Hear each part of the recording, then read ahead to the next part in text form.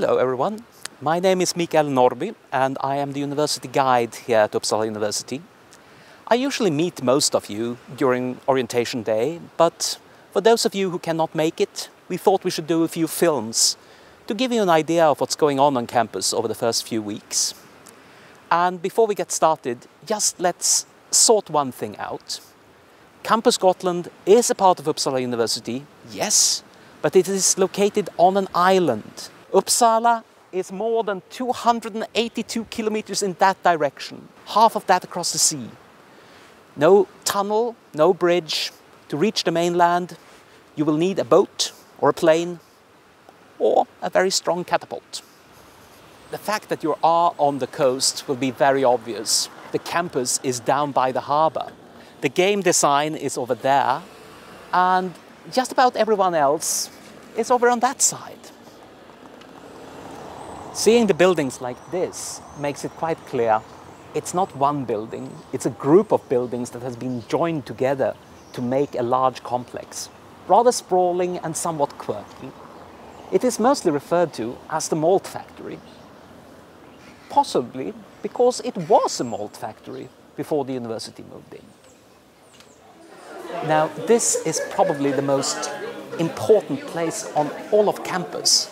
This is where most of your questions will get their answers. This is where you find coffee and lunch. Over there in the reception, most of the practical parts of campus life will be solved.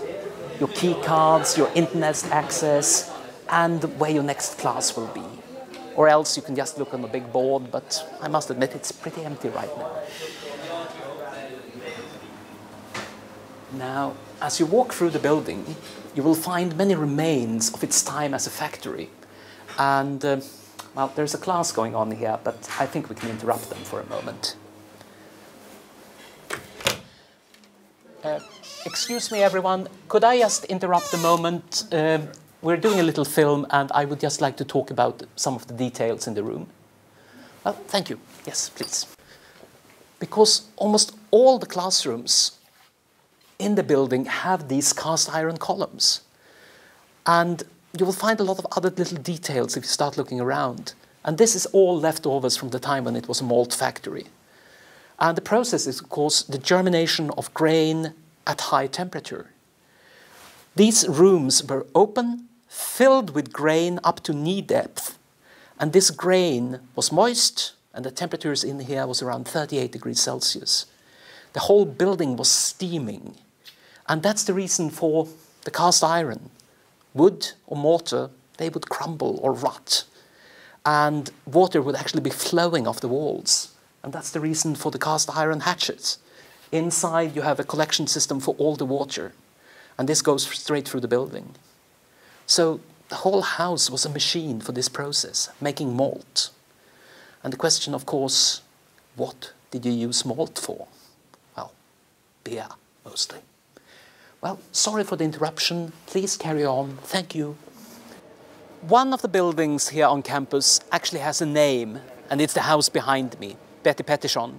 It is named after the first female student at Uppsala University, actually the first female student in Sweden. She enrolled at Uppsala University in the fall of 1872 and took her exam 3 years later. She then got a second first. She also became the first female high school teacher at a boys' school. But sadly, she died just 10 years after graduation due to complications by her tuberculosis. But she was born here in Visby and she grew up here, so it was quite suitable, I think, to name a building here after her.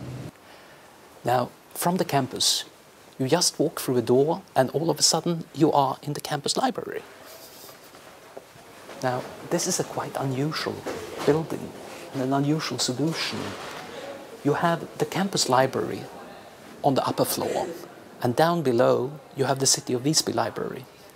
Both of them together share this rather magnificent lobby down here. And if you need any kind of distraction from your studies, this view is not bad.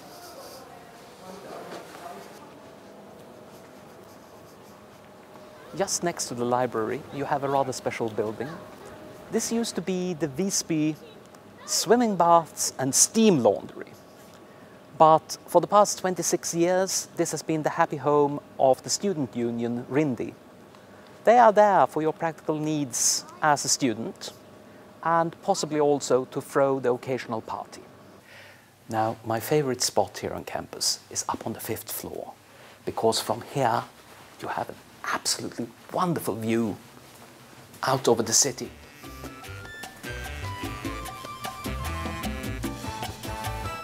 This is Visby. 800 years ago, one of the largest cities in Northern Europe. The wealth of this place made it a place of legend. And that will be our next program, Medieval Visby.